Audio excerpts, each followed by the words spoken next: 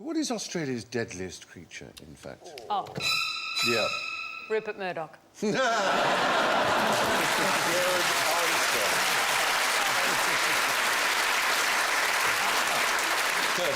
After Rupert Murdoch. So sorry about the fact he came here. Yeah, excluding a member of the human race, which I'm not sure whether that does or not, but anyway...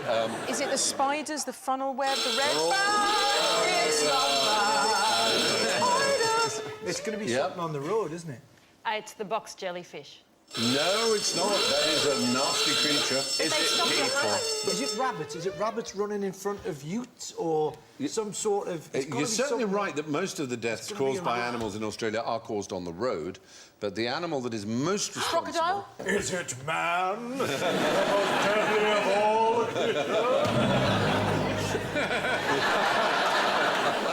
Snake. Shark? No. Can you say that? I'm not born there. It's not a bit of cat, though. In the year under the sample year, we're taking one human being in Australia was killed by a cat that year. But 128... A cunning plan executed skillfully and quietly. Is it? It's the road. The road's involved. Often the road. Are the people in the car at the time? Sometimes, yes, but sometimes they're on the animal involved. They're on the horse. It's a horse, yes. Yeah. A horse. More people are killed by horses than... It's a very angry horse there. That one needs a dental hygiene appointment ASAP. It seriously does.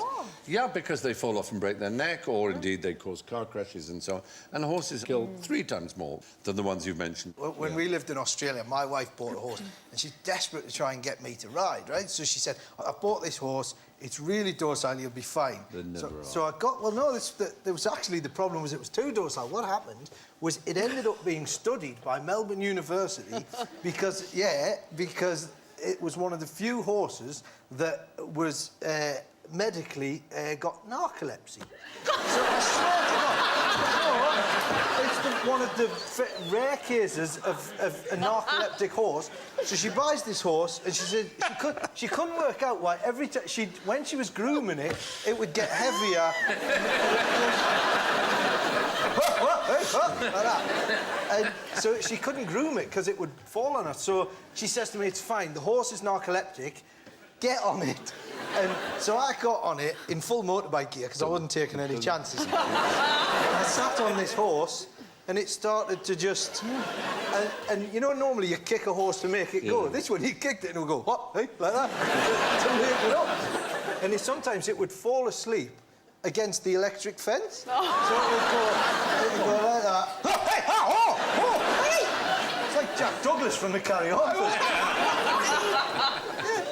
Oh, well, that's my kind of horse, frankly. Yeah. But it is the horse, anyway, that turns out to be the deadliest animal. Which Australian icon is regularly smeared in olive oil? Go home. Oh, Alan was in. Colin Lane.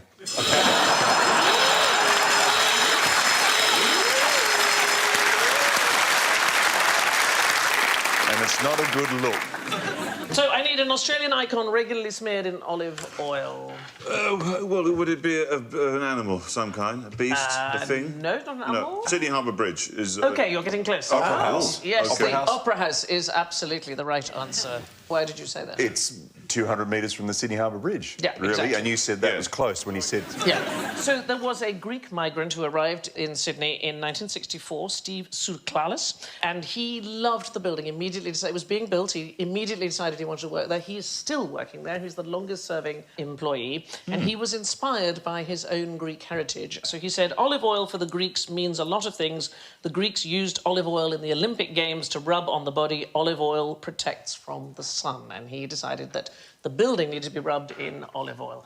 The fact is it doesn't protect it from the sun at all, but it stops the railings and the door frames and the windows from getting rusty. And he's still working there more than 50 years later. And does it not deter people from clambering on it, I imagine, as well? You can slide off because of the olive oil, I would imagine, yes. I loved the design of it. I think the design of it is extraordinary. Apparently, the Danish architect, Jan Utzon... He got the idea when he was peeling an orange. It's the segments of an orange, and in the 14 shells, if you put them together, would make a perfect sphere. And what I love about the story is his design was recovered from a reject pile. It was a competition, and he got £5,000 for winning the competition. There are lots of different ways of cleaning buildings. So York Minster found that covering the building in a paint made from olive oil can also help to protect it from rain damage. So one of the components of olive oil is an acid that reacts with limestone surfaces, and it creates a barrier and stops water getting into the stone itself. So actually, it is a wonderful thing. It's a panacea for building.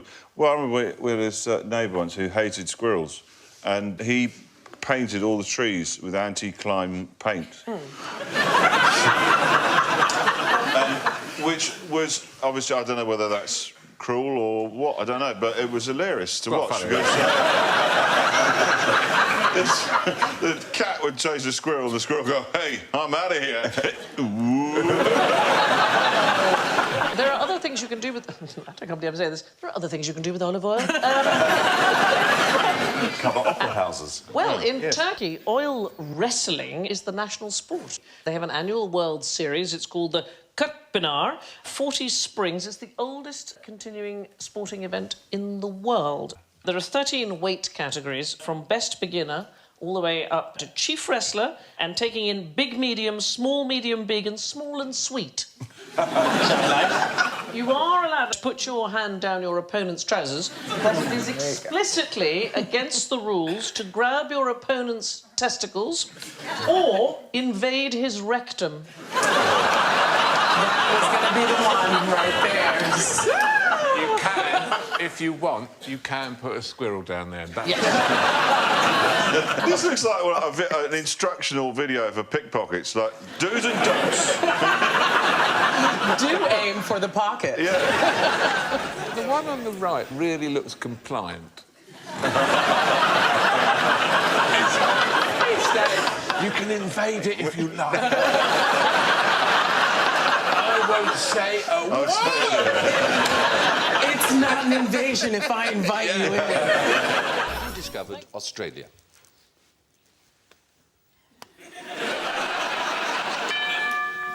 James Cook. Oh, Joe, I'm so sorry.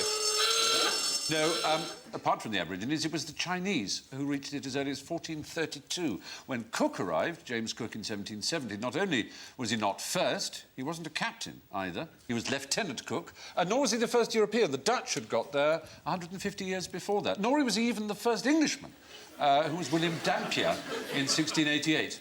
What's wrong with the Chinese and the Dutch? The Dutch have discovered almost everything first, but they're just thought of as being people, homosexuals who smoke joints.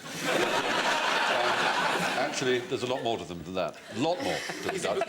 Well, what is it with the Chinese that they went round really early on and then never went anywhere, just stayed at home and bred ferociously? We're wandering happily around the globe, and this is a good thing, but I'll just return us to Australia. It has, of course, been inhabited by Aborigines for at least 40,000 years, possibly as many as 60,000. So if anyone gets the credit, it should be them. But what nationality were the original Aborigines? Yes? They came across a land bridge which was later separated by shifting of tectonic plates.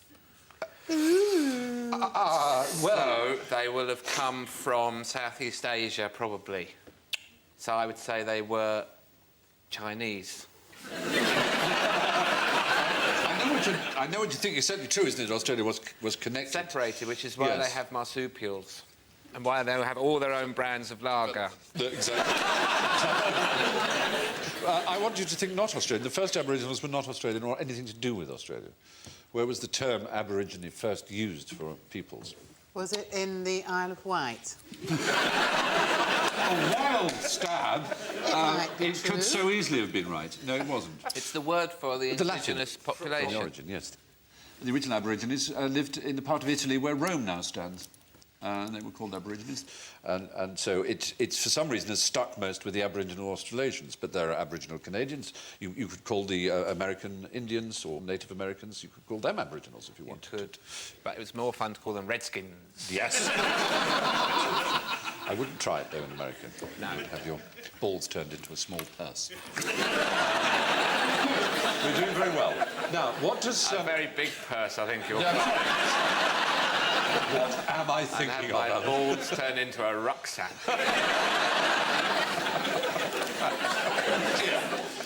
What makes Australian spiders so dangerous? It's their cunning and their organisation, Stephen. And the fact they're willing to put the man-hours in. They will stalk you for weeks. They'll look for patterns in your behaviour, and they'll strike when you least expect it. Just as you're hovering over a poorly bee, holding a shoe high, that's when they'll come and bite you in the bum. You mean the spider is working with the bee? Yes. The bee is saying, there's not much longer left for me, but you could have a bit of fun here. Come on.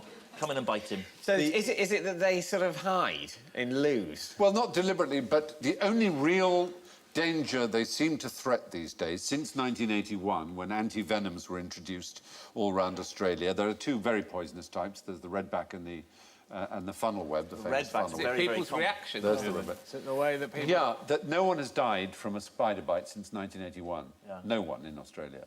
But people have been in accidents, which have been fatal, some of them, and some have caused enormous damage from spiders that have dropped out of sun visors in cars and fallen on people, and they go, "Ugh," like that, and then crashed. So that's their danger now, oddly enough, not their venom. Anyway, Drake Passage is off the southern tip of South America. Does anybody know what the southern tip of South America is called? Cape Horn. It is Cape Horn. Does anybody know what the southern tip of Africa is called? Yes. Cape of Good Hope. Not called the Cape of Good Hope. You're crazy fool! I don't care. It's good not to Bring it care. on. The southernmost point of Africa is actually called Cape Agulhas. There it is, about 90 miles away. You can see the Cape of Good Hope. There is not much to see there. There's a sort of rocky beach. They've placed a bit of a plaque so that you can see. It marks the dividing line between the Indian Ocean and the Atlantic Ocean, so a relatively cold one and a relatively warm one. The Cape of Good Hope is the bit that the Flying Dutchman couldn't get round. Does anybody know, while we're on the southernmost part of the North American continent? Well, it's all connected up, isn't it, to the South American Oh, no, the North Shore of the canal, of the Panama Canal. It's really an astonishing thing. It's actually Australia. Geologists have discovered that there is an area around Georgetown in northern Queensland. It was once part of North America more than 1 billion years ago. It's got rocks in the area that are unlike any other rock deposits in Australia. Oh, here we go. Here rather we go again. What? Yeah. This shows... the QI-ceaseless bullshit. It's Australia. Sorry, have I upset you, Danny? Oh, no, it's like the sun not being there when it was there and all these other things that happened. The southernmost point of mainland Australia is rather brilliantly called South Point. But which is wider, Australia or the moon? Well, oh, that's a good one. Hang on.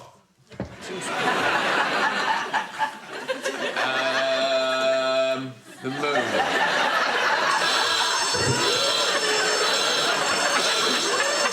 Are they the same? Australia. Well The done. moon is somewhat less than the width of Australia. Is it? So Australia's about 4,000 kilometres and the moon is 3,500. If you were observing from the moon, Australia would look the same size as the moon does to us. But which one's got the greatest surface area, do you suppose? The moon. Yeah, because it's a sphere. Yeah. So it would obviously have as much...